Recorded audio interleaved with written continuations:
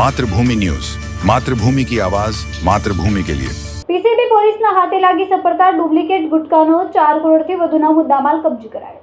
સુરતમાંથી duplicate તમાકુ મિશ્રિત ગુટકા, chemical મિશ્રિત પાન મસાલાના પાઉચ સહિતનો ગુટકાનો જથ્થો ઝડપાયો છે। ગુટકાના પાઉચ ઉપર કોઈ જગ્યાએ સહેલાઈથી દેખાઈ શકે તે રીતે ચેતવણીની છાપ, લખાણ વગરના 6 કરોડના મુદ્દામાલને પ્રિવેન્શન ઓફ ક્રાઇમ બ્રાન્ચ દ્વારા ઝડપી પાડવામાં આવ્યો છે। આ મુદ્દામાલ આરોપીઓ દિલ્હીથી લઈને આવ્યા હતા અને આજ તો તેઓ મુંબઈ મોકલવાના હતા, પરંતુ પીસીબીએ દરોડો પાડીને મુદ્દામાલ સાથે 3ની ધરપકડ કરી।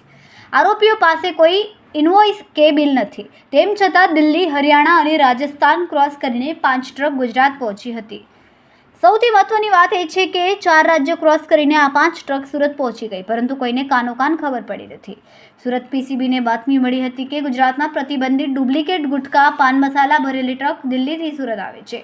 આ જથ્થો સારોલી વિસ્તારમાં આવેલા પ્રિન્સ એસ્ટેટના ક્રિયાશક્તિ લોજિસ્ટિકમાં છુપાવવામાં આવ્યો છે। આ માહિતીના આધારે પીસીબીએ અલગ અલગ ટીમો બનાવીને ક્રિયાશક્તિ લોજિસ્ટિક પર દરોડા પાડવામાં આવ્યા હતા। આ દરમિયાન એક નહીં પરંતુ 5 ટ્રકમાં ભરાઈને આવેલો પ્રતિબંધિત ગુટકાનો જથ્થો મળી આવ્યો છે। પોલીસે ગોડાઉનમાંથી કુલ 6 કરોડની કિંમતનો જીવલેણ ગુટકાનો જથ્થો કબજે કર્યો અને 3 આરોપીની ધરપકડ કરી। ખૂબ જ ટૂંકા સમયમાં માતૃભૂમિ ન્યૂઝ ઓટીટી પ્લેટફોર્મ અને મેગા સિટીમાં કેબલ નેટવર્ક સાથે જોડાઈ જશે, તો જોતા રહો માતૃભૂમિ ન્યૂઝ। ગઈકાલે પીસીબી અને એસઓજીની ટીમને એક માહિતી મળેલી કે સુરતના સણિયા અમદ ગામ છે એના રોડ ઉપર જે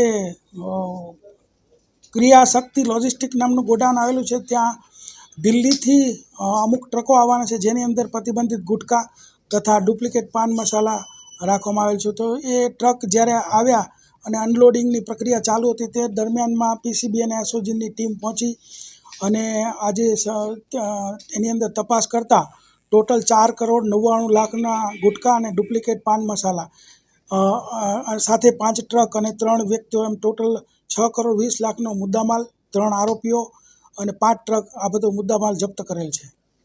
સર, આ જે મુદ્દામાલ છે ક્યાંથી આવ્યો હતો, ક્યાં સપ્લાય થવાનો હતો, કઈ રીતે આ આખું નેક્સસ ચાલી?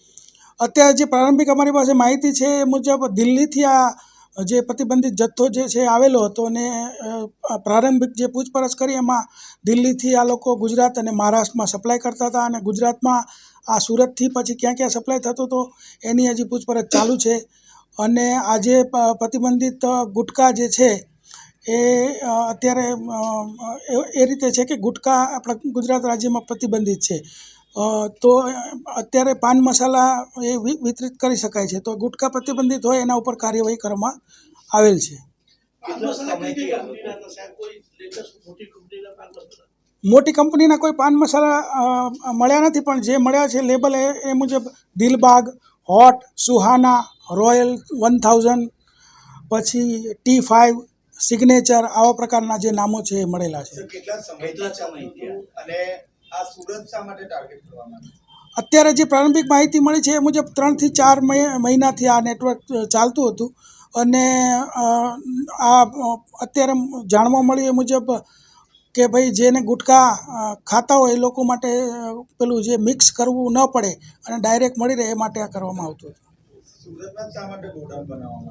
એ હજી તપાસ ચાલુ છે, એ બાબતે જ્યારે જાણકારી થશે ત્યારે આપવામાં આવશે। આરોપીઓનો શું રોલ છે, જેમની ધરપકડ કરવામાં આવી છે? કોણ જેમની ધરપકડ કરવામાં આવી છે એમાં એક સંજય શર્મા અને સંદીપ નૈણ છે, જે લોકો અહીંયા કુંભારિયા રોડ સારોલી રહે છે, અને જે વિશાલ જૈન છે યુપીનો રહેવાસી છે, જે માલ લઈને આવેલો। આ ત્રણેયની ધરપકડ કરવામાં આવી છે ને બીજા 2 વોન્ટેડ આરોપીઓ છે।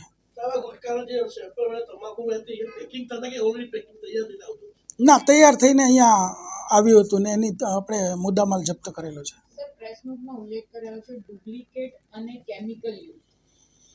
હા, એટલે ડુપ્લિકેટ અને કેમિકલ યુક્ત એ ઉલ્લેખ કરાયો છે ને એને FSLમાં તમામ જે આપણે મુદ્દામાલ જપ્ત કર્યો એના જે નમૂનાઓ છે મોકલવામાં આવેલા છે। ત્યારબાદ FSLનો જે રિપોર્ટ આવશે એ મુજબ આપણી કાર્યવાહી આગળ થશે।